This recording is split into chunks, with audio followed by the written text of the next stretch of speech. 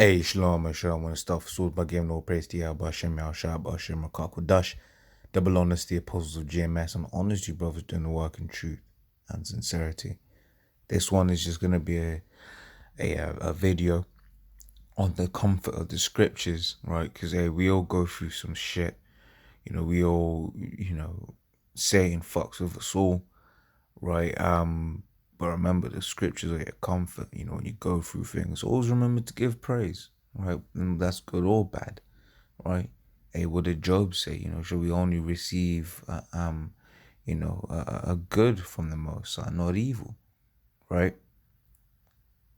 This is Sirach 2. In fact, this in Sirach 2 goes into that, and we're now brought to a lower state. Right? Verse 4 it says, "Whatsoever was brought upon thee, whatsoever, whether it be good or bad," right?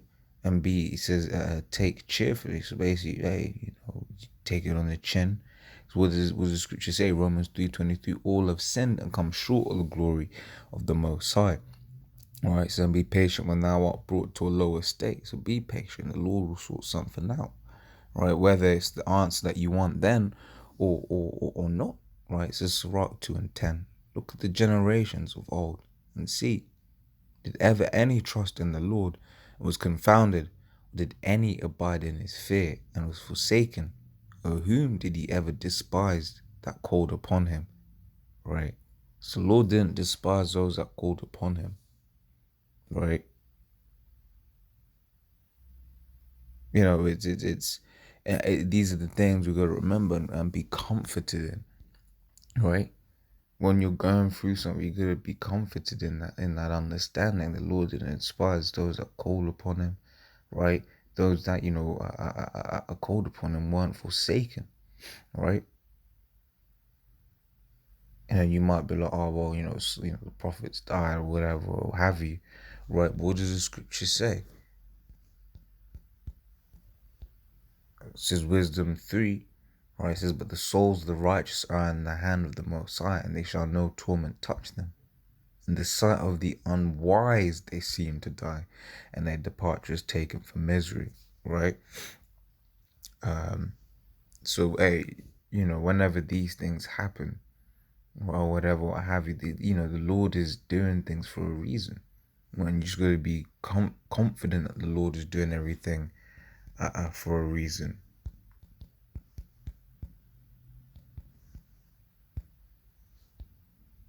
Right, this is John 15:13. "Greater love hath no man than this, that a man lay down his life for his friends," right? So the Lord Yahweh Shai laid down his life for us, right? And he was perfect, right, when he was on the earth. Right, but he sinned when he was King Solomon. He sinned in his past lives. When he was on the earth as Yahweh Shai, he was perfect, right? But he laid down his life for us, his friends, right? So when a man, loses his life for the name of the Lord, or go through some shit for the name of the Lord, right? That is a glory unto the Lord, right? In fact, let me grab this real quick, right? It says 1 Thessalonians 4:17, right? I'll start from 16. It says, "For the Lord himself shall descend from heaven with a shout," right? The chariots of God, right? Chariots of the Most High, right? What the world ignorant calls UFOs, or UAPs, right? Unidentified aerial phenomenon, right? The UFOs are really the chariots of the Most High, right? But that's a topic for another day, right? It says, "With the voice of the archangel and with the trump of the Most High, and the dead in Yahweh Shai shall rise first." Right, so those that die in the Lord, they're gonna be risen first, right? Because they're not really dead; they just, they're sleeping, man. Right, and if you die unto the Lord, that's really is what do you call this, blessing, right? As we just read in John, right? "A greater love hath no man than this," right? It says, "Then we which are alive and remain shall be caught up together with them in the clouds," right? Those chariots. Right? So those that ain't that don't die, in the name of the Lord, right? They gonna be risen up. They gonna be taken to the Most High, sorry, to Yahushua and the chariots, when there's destruction, they're gonna be beamed up, right? It says to meet the Lord in the air, right? We ain't just gonna be sitting in the clouds. Those clouds are representing the chariots of the Most High, and so shall we ever be with the Lord, right? And this is the thing. Wherefore, comfort one another with these words, right? Which ties perfectly into this topic, right? Comfort one another with these words, right? Because these scriptures they're here to comfort you, man, right? This is Romans 15:4. For whatsoever things were written aforetime were written for our learning, that we through patience and comfort of the scriptures might have hope, right? So that when we read these scriptures and we read some of the accounts of them, right, we have hope because we see the examples when the Most High delivered his men out of difficult circumstances, right? We see when the Lord punished men but had mercy, right? Because once again, as I quoted Romans 3:23, all have sinned and come short, right? And the only thing that we deserve, people, oh, I don't deserve to go through this. Nah, nigga. The only thing you deserve is death, right? Because all have sinned. And what does the scripture say? The wages of sin is death, right? Right, so that we, through patience and comfort of the scriptures, might have hope, right? Hey, man, just be real, your child might be poorly or sick or whatever, what have you, right? But would you know, you consider King David, right? King David lost his son, right? He mourned and wept, but King David lost his son. But what happened? After his son died, the Lord gave him another son, right? It says 1 Corinthians 10:11. Says, now all these things happen unto them for ensamples, and they are written for our admonition, upon whom the ends of the world are come, right? So there's once again, there's several accounts written in the scriptures, right? For whatever good, quote good and quote bad, right? But all of these things are written for an example, right? So that afterwards, in these times we can read them and once again have comfort from the scriptures, right? Hey, your woman might cheat on you, woman might fuck out, right?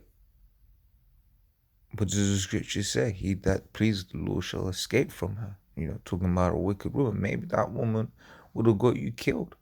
Maybe that woman would have made you go down a rabbit hole that, wouldn't have ended well, right? So what the Lord do? The Lord set up a way that that she did something that you found unforgivable, right? And then you was like, nah, I ain't gonna deal with this woman anymore. You cast her aside and you carried on, right? End of the day, we don't understand why the Lord does anything. Scripture says, my thoughts are not your thoughts, and my ways are not your ways.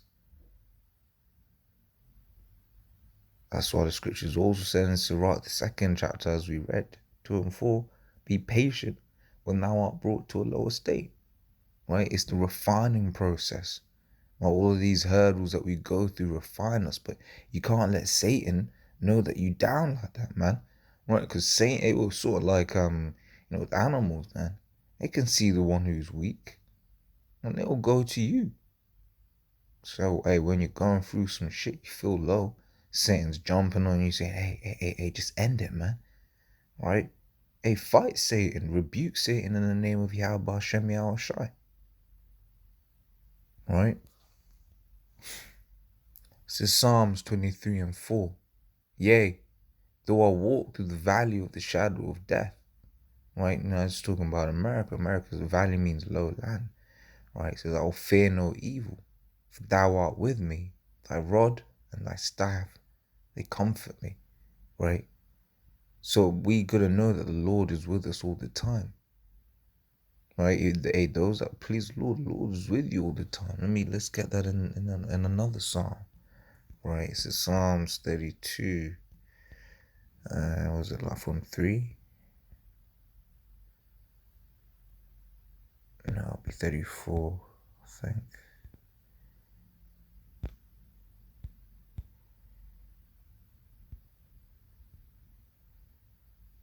Psalms 34 and 7. The angel of the Lord encampeth round about them that fear him and delivereth them. Right? So the angel of Yahweh is there protecting brothers, man. Right? That's why brothers will be in near misses or whatever, what have you. But it wasn't a coincidence. The Lord had his angel there divert whatever was trying to attack you. Right? So we read that. It says that, thou art with me. And, we get comforted from the Most High. Let's see what else we have. So Valley, Lowland, Valley, Shadow, Death of America, that rod and stab it, the scriptures. Right? The scriptures, they give us this comfort right now, right? So that through our faith, we get comforted because through faith we believe that what is written in these scriptures are true, right? But the thing is, faith is a gift, and if you don't have the faith, then hey, you can't please the Most High, as the scriptures say. This is Proverbs 3 and 5 says, trust in Yahweh, and that's all we gotta do. You gotta trust in the Lord, man. Trust in the, would you get guys that say, hey, man, trust in the process, man. Trust in the process. Right, that's what we gotta do. You gotta trust in Yahweh's process. Like a scripture I quoted. In fact, let me just get it now.